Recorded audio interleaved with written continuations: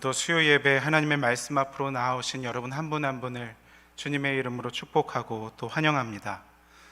무더운 여름을 잘 건강하게 보내고 계신지요? 입추와 말복이 지나고 한밤중에 열대야는 이제 좀 물러간 것 같습니다. 그래도 여전히 한낮의 더위는 피할 길이 없죠.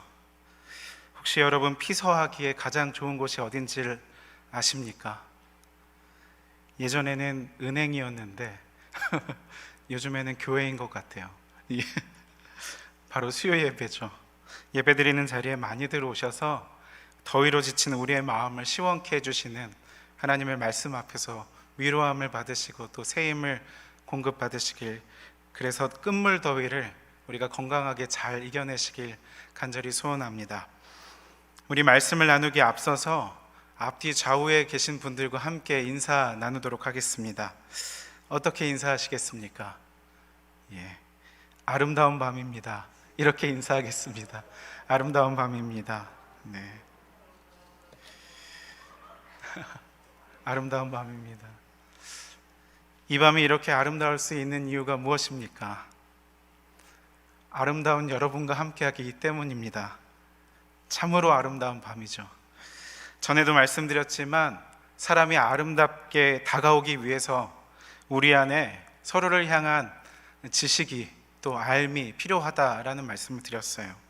서로를 알아가게 될 때 서로의 내면에 함께 하시는 하나님의 형상을 우리가 경험할 수 있게 될 것이기 때문입니다. 또 사람이 아름답기 위해서 고통이 또 수반된다라는 것을 여러분들 기억하셔야 될 것 같습니다. 우리가 공동체로 모이게 될 때 우리 안에 서로 간의 다름이 얼마나 불편한 일입니까? 하지만 우리가 포기하지 않고 함께 그 고통을 감내하며 우리의 한계를 넘어가게 될 때 우리는 이전보다 더 깊은 차원의 공동체를 경험할 수 있게 될 것입니다. 오늘의 말씀의 제목은 불편한 이야기인데요, 말씀을 준비하면서 도대체 몇 분이나 이 불편한 이야기를 들으러 오실까라는 생각을 했습니다. 또 이 자리에 오신 분들이 왜 굳이 불편한 이야기를 들으시겠다고 이 자리에 오실까 하는 생각도 했습니다.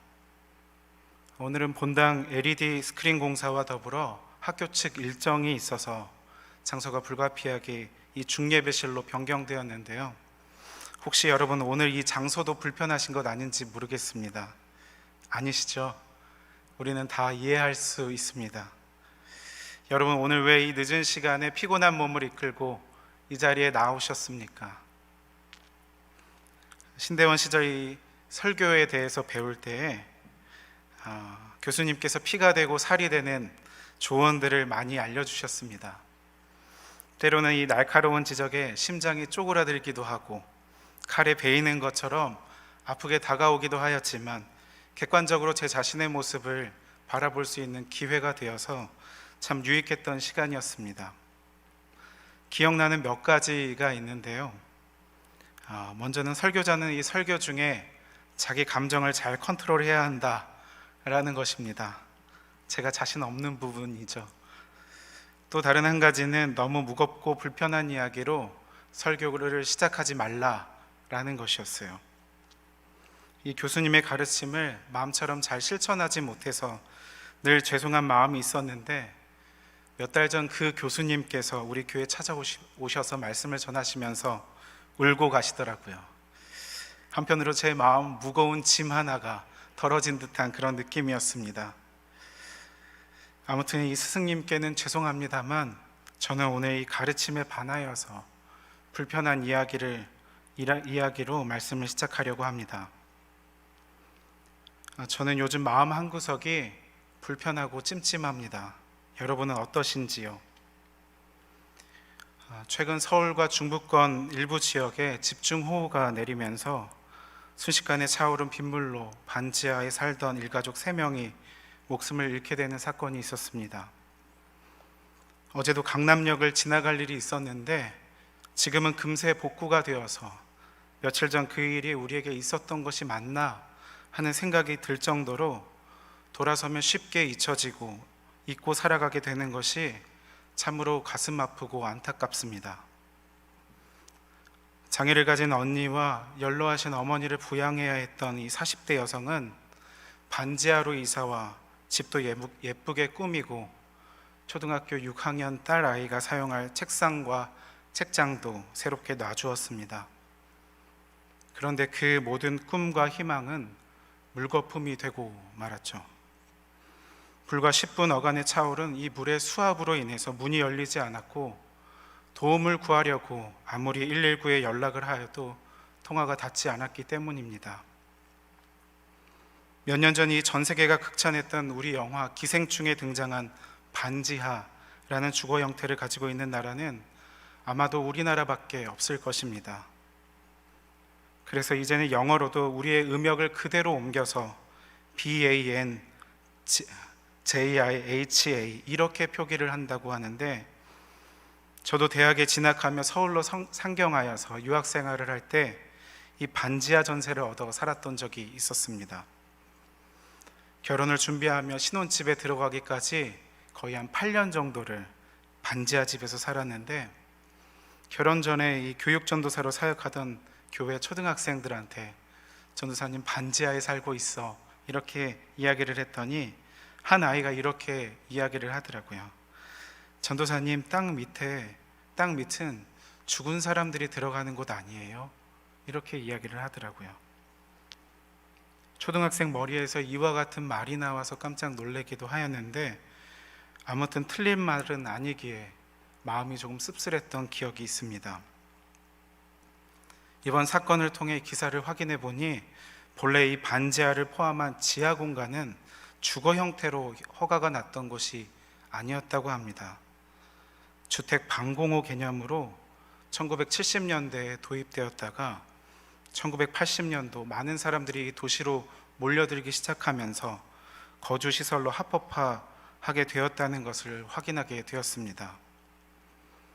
또 2020년 통계청 조사 결과 지하 또는 반지하에 거주하는 가구가 전국 32만 7천 가구이고, 이 중에서 수도권에 31만 4천 가구가 몰려 있어서 서울시는 향후 20년간 순차적으로 이 반지하 주택을 폐지하고 점차 거주 주민들을 공공임대주택으로 이주시킬 계획을 발표하기도 하였습니다.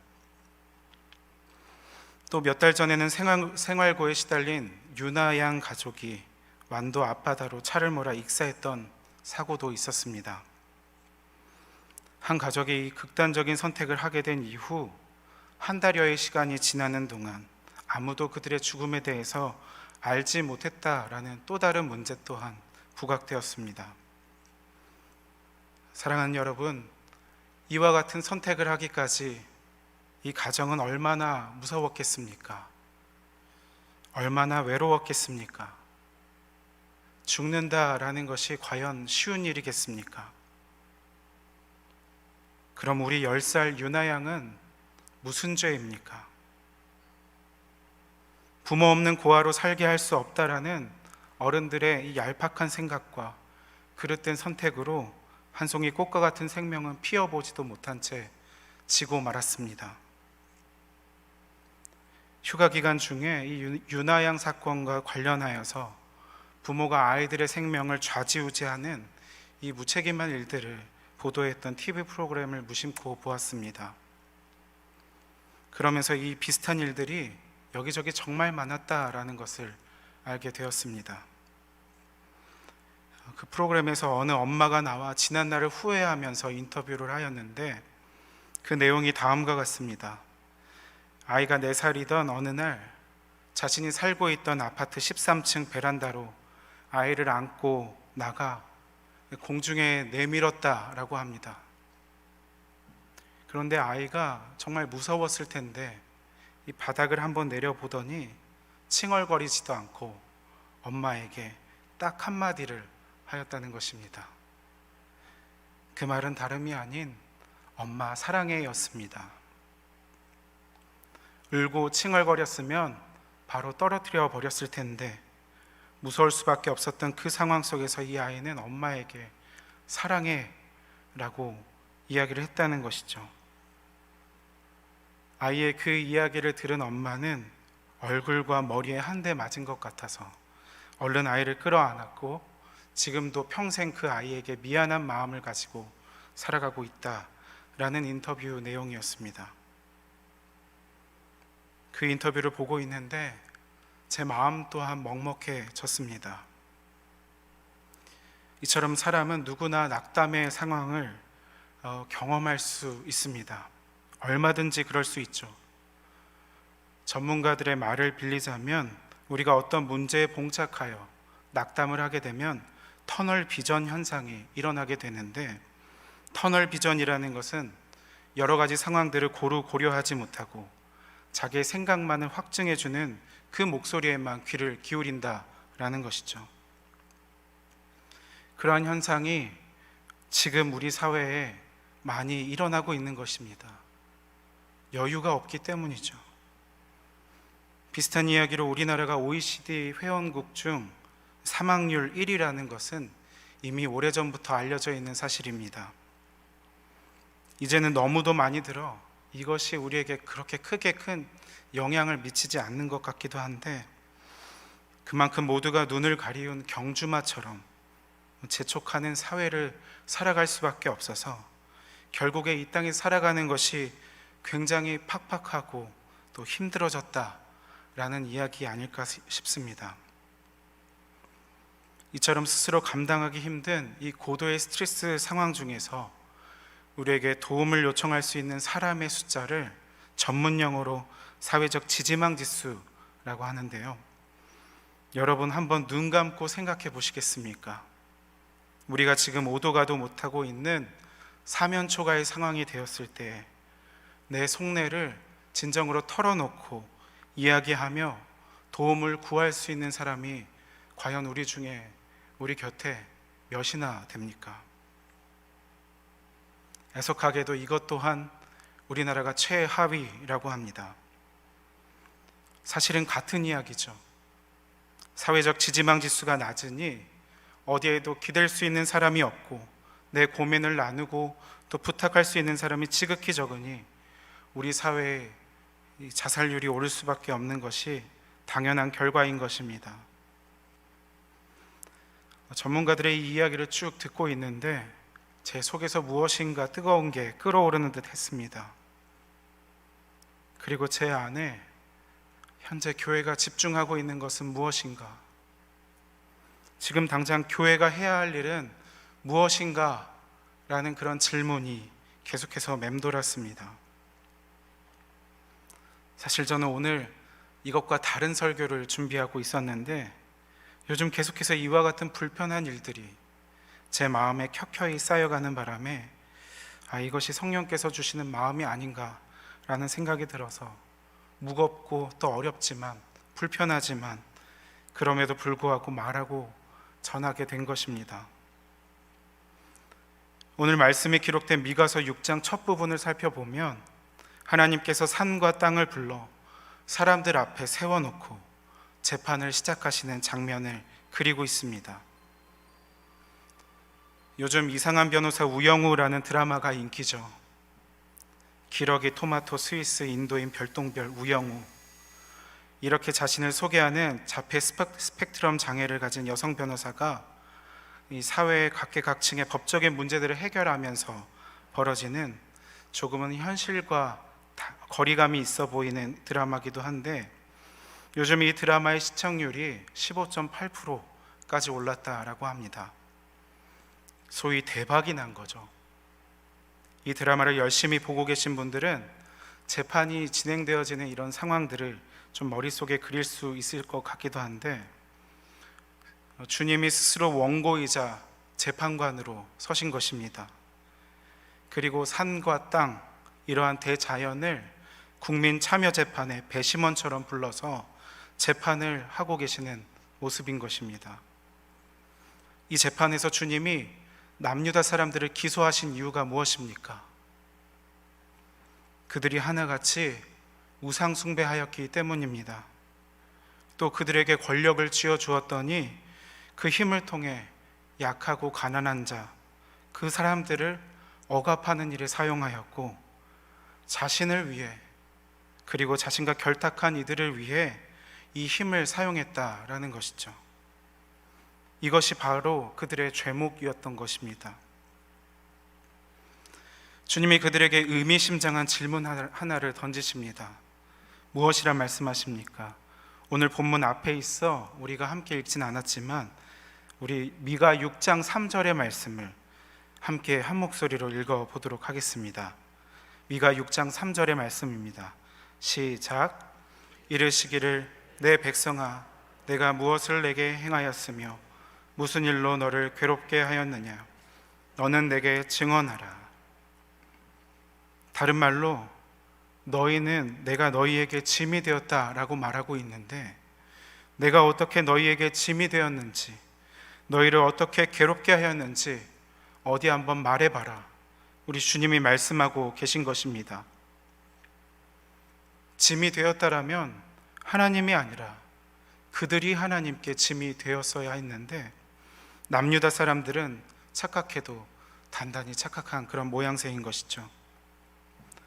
그러자 원고 측 변호사 격인 이 예언자 미가는 남유다 사람들의 마음속에 있는 그 날것 그대로의 생각들을 끄집어냅니다. 그들에게 있어서 하나님은 예배를 강요하시며 그들 중에 무엇인가 좋은 것들을 착취해내시려는 그런 분으로 묘사하고 있다라는 것 말입니다. 제가 미가 6장 6절에서 7절 말씀을 새번역 성경으로 읽어드리겠습니다. 내가 주님 앞에 나아갈 때에 높으신 하나님께 예배드릴 때에 무엇을 가지고 가야 합니까? 번제물로 바칠 1년 된 송아지를 가지고 가면 됩니까? 수천 마리의 양이나 수만의 강출기를 채울 올리브 기름을 드리면 주님께서 기뻐하시겠습니까? 내 허물을 벗겨주시기를 빌면서 내 맏아들이라도 주님께 바쳐야 합니까? 내가 지은 죄를 용서하여 주시기를 빌면서 이 몸의 열매를 주님께 바쳐야 합니까? 남유다의 백성들은 자신들이 여호와 앞에 최선을 다해 성심성의껏 예배드렸다 생각하고 있습니다. 그들 각자의 나름대로 최선을 다했다라고 생각하는데 주님이 만족할 줄 모르시고 무엇인가 더 요구하시는 것 같으니 점차 그 규모가 말도 되지 않게 기하급수적으로 커지고 있는 것이죠. 처음에는 1년 된 어린 송아지로 시작했다가 수천 마리의 어마어마한 양들, 급기야 수만 개의 강을 채울 만큼의 올리브 기름, 그것도 모자라 결국에는 맏아들, 이 몸의 열매까지 드려야 합니까? 그들은 과장법을 사용하여서 주님이 이처럼 만족할 줄 모르는 악랄한 분이라는 것을 비꼬면서 한편으로 따져 묻고 있는 것입니다.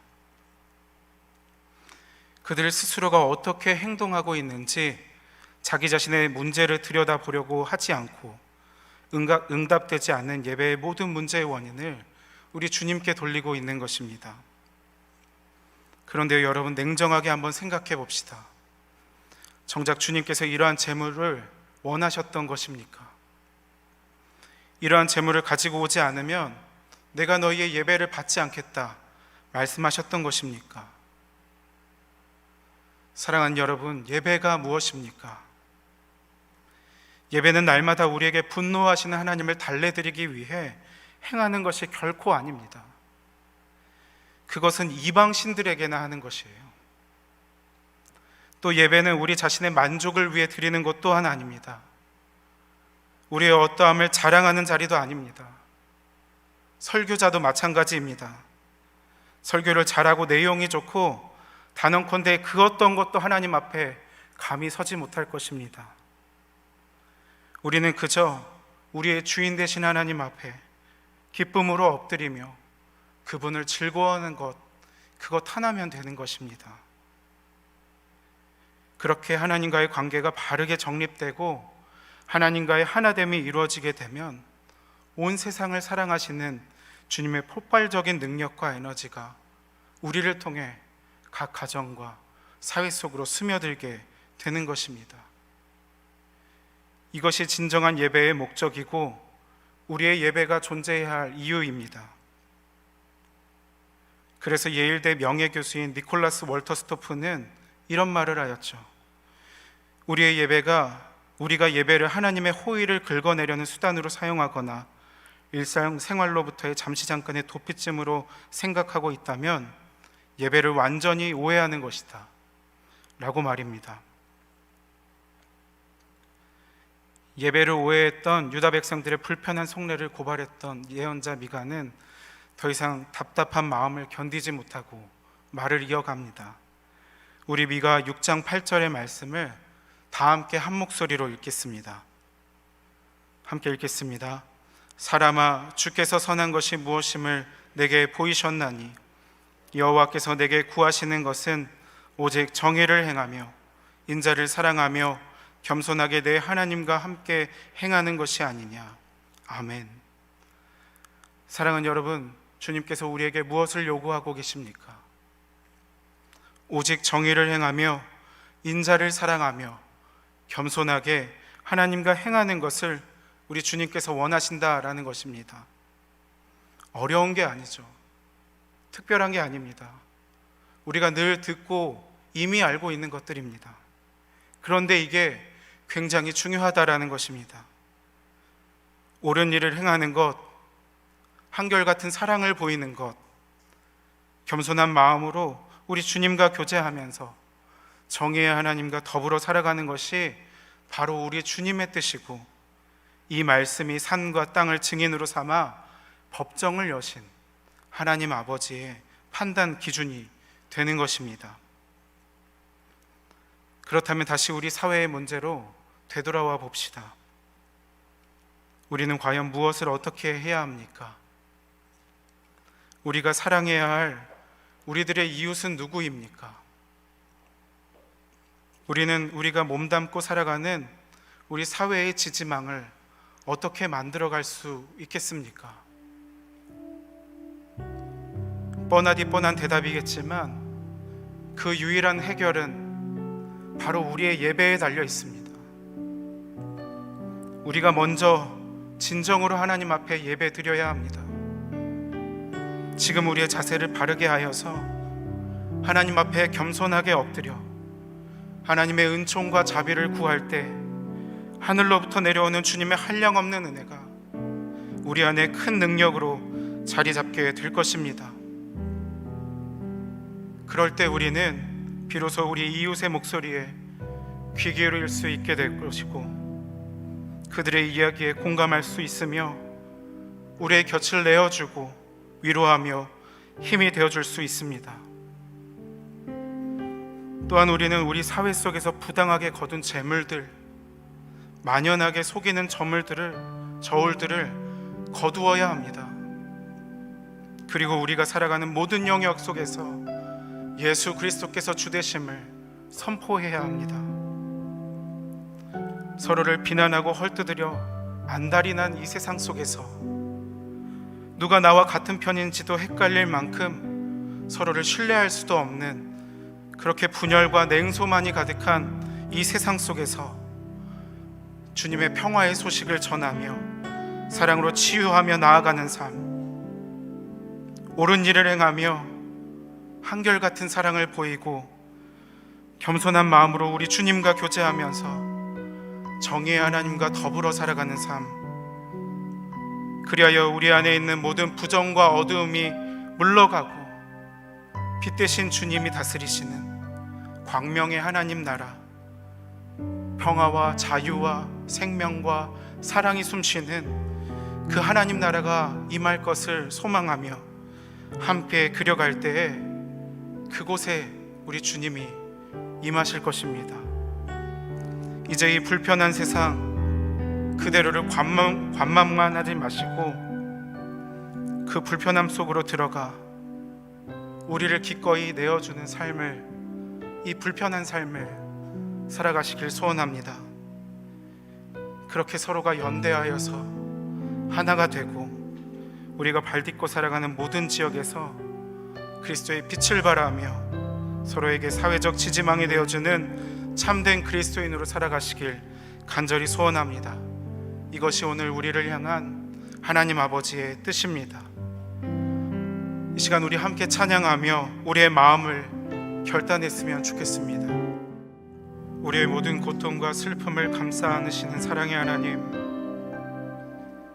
우리에게 처한 이 불편한 현실로 인하여 이곳저곳에서 탄식들이 터져 나오는 시간들을 지나가고 있습니다. 자비의 주께 간구하오나니 이러한 시련 앞에선 우리를 긍휼히 여겨주시고 주께서 있게 하신 우리의 삶 자리 가운데 주를 향한 사랑과 충성으로 설 수 있도록 우리의 연약한 무릎을 일으켜 세워 주옵소서. 불편한 자리 한복판으로 들어갈 수 있도록 연약한 우리의 용기와 담력을 허락하여 주시고 자유와 생명과 평화와 사랑의 하나님 나라를 함께 이뤄갈 수 있도록 우리를 인도하여 주옵소서. 우리의 예배를 바르게 세워가게 하여 주시고 옳은 일을 행하며 한결같은 사랑을 보이고 겸손한 마음으로 우리 주님과 교제하면서 정의의 하나님과 더불어 살아가는 삶 살아갈 수 있도록 우리를 인도하여 주옵소서.